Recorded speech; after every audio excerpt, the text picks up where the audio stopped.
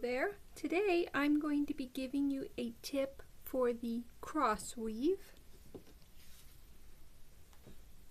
In my tutorials for the video word charts, the row that went from increase to decreasing was an odd number.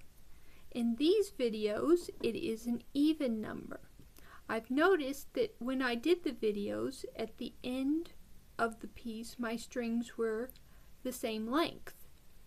When it has an even number, I find that one end is slightly longer than the other. In the next video I'm going to be giving you a tip that would be best if both strings are the same length. So here I'm going to show you how to get your two strings to be the same length at the end of your piece.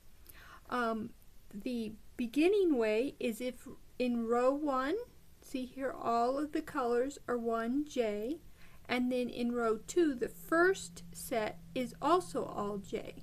So your two first sets of beads are all one color.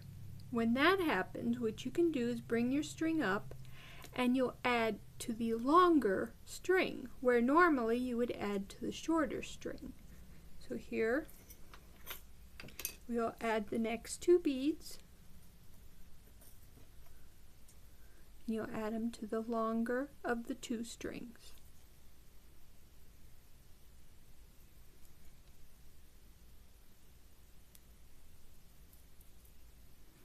And because the first two sets, this set and the first set of row 2 are the same color, it doesn't matter which string you add to.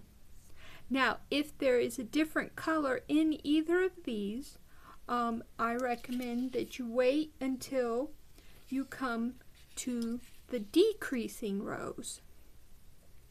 Now, the very first decreasing row, which is row 4, if all three are the same color, where here you have different colors, here all three are the same color, what you'll want to do is, again, bring your two strings up and you'll add to the longer one, where normally when you're adding different ones you would be adding to the shorter one. But instead we're going to add to the longer one because all three are the same color, so we don't have to worry about accidentally putting them on in the wrong order. So we'll add our three colors, 1, 2, 3, and then we'll go through the top bead where our string is coming out of.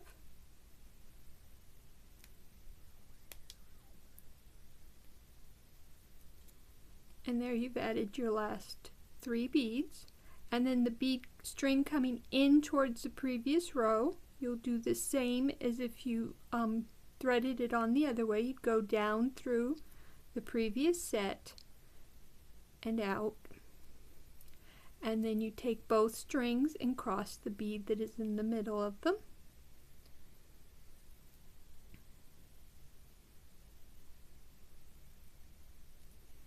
And you're all set to finish up your piece.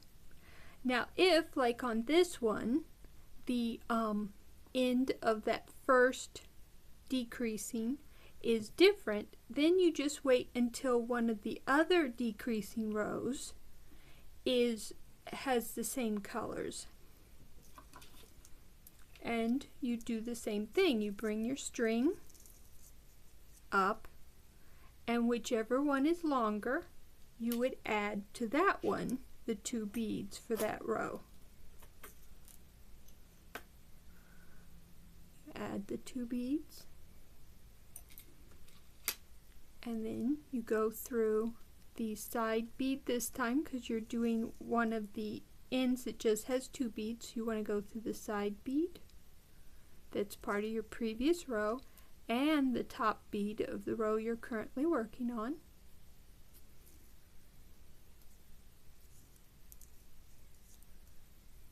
And then your other string,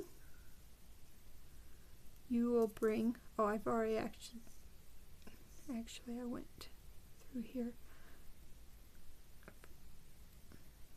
should back that up a little bit.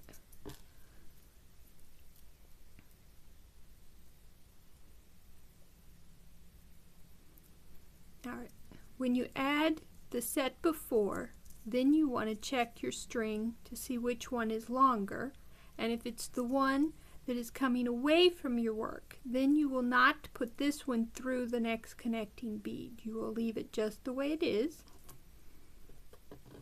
and then you'll add the other two, and this string will then go through your connecting bead on the previous row and the top bead of the current.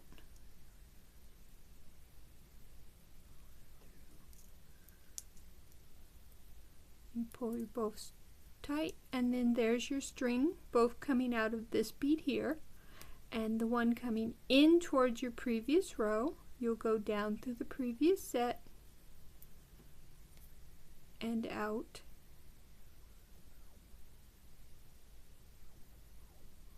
Now if you're like me and you automatically go through the connecting bead, then you'll need to do what I just did, which is unthread that one and use the other one if that string is longer. And then you will cross your string,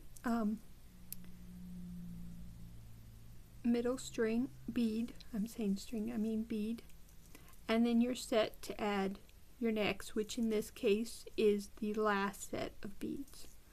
So you want to look for, when having a decreasing row, you want to look for when it has three are the same color for the last set. I like to do it if I can at the row 4 where it goes from increasing to decreasing, but if it's not the same, then I usually wait for a different decreasing row where it is the same.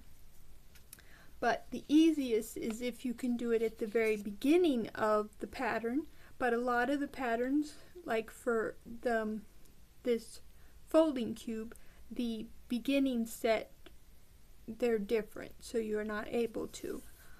So then you would need to wait for a decreasing row to fix it. Now this isn't always important if you're just going to tie off, but in the next video I'm going to show you how to go straight from doing the square to adding your support with the same string, and that's why it is good if you can have both strings to be the same length. So I will see you in the next video, and I hope you are enjoying making this folding cube.